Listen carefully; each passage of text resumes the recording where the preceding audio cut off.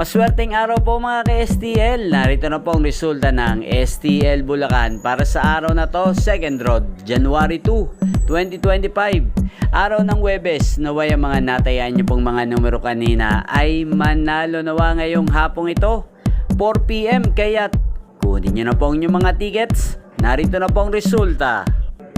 Ang mga numerong nanalo sa STL Bulacan ngayong hapong ito, January 2, 2025, 4 PM, second draw result, 16 at 34 in exact order. Sa lahat po ng tumaya kanina sa STL Bulacan para second draw ng 16 at 34, congrats po sa inyo. Panalo po kayo.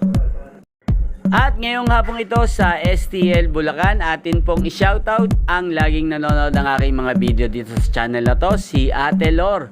Shoutout po sa iyo Ate Lor, naway nasa mabuti ka pong kalagayan. At sa lahat po ng mga taga Bulacan dyan, shoutout po sa inyo.